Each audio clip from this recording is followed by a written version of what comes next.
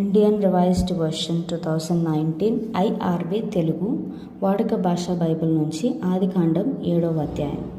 యెహోవా, ఈ తరంలో నా దృష్టిలో నువ్వే నీతిమంతుడివిగా ఉండడం చూశాను కాబట్టి నువ్వు నీ కుటుంబం ఓడలో ప్రవేశించండి.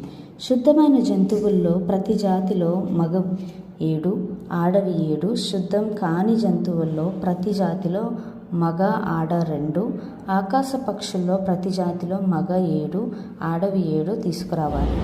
నువ్వు భూమి అంతటి మీద వాటి సంతానాన్ని ప్రాణంతో ఉంచి భద్రం చేసేలా అలా చెయ్యాలి.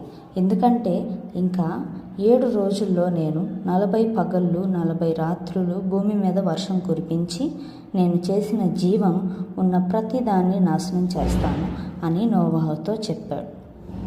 తనకు యెహోవా ఆజ్ఞ ఇచ్చిన ప్రకారం నోవాహు అంతా చేశాడు. ఆ జలప్రళయం భూమి మీదకి వచ్చినప్పుడు నోవాహుకు వయస్సు 600 సంవత్సరాలు. నోవాహు, అతనితో పాటు అతని కొడుకులు, అతని భార్య, అతని కోడళ్ళు ఆ జలప్రళయం తప్పించుకోవడానికి ఆ ఓడలో ప్రవేశించారు. దేవుడు నోవాహుకు ఆజ్ఞాపించిన ప్రకారం శుద్ధ జంతువుల్లో, అపవిత్ర జంతువుల్లో, పక్షుల్లో, నేల మీద పాకే వాటన్నిటిలో మగ ఆడ జతలుగా ఓడలో ఉన్న నోవాహుకు దగ్గరికి చేరాయి. 7 రోజుల తర్వాత ఆ ప్రళయ జలాలు భూమి మీదకి వచ్చాయి.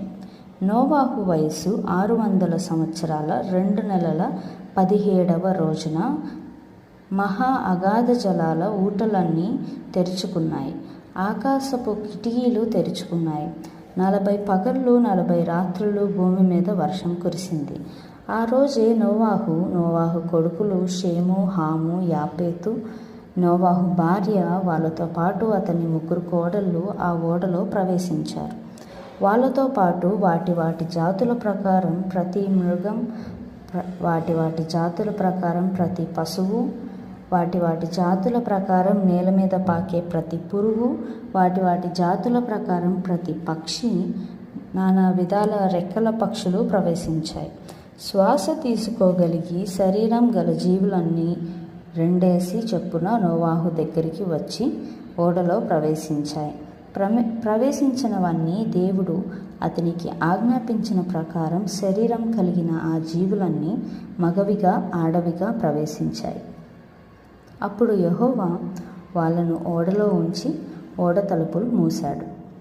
ఆ జలప్రళయం 40 రోజులు భూమి మీదకి వచ్చినప్పుడు నీళ్లు విస్తరించి ఓడను నీళ్ల మీద తేలేలా చేశాయి. ఓడ భూమి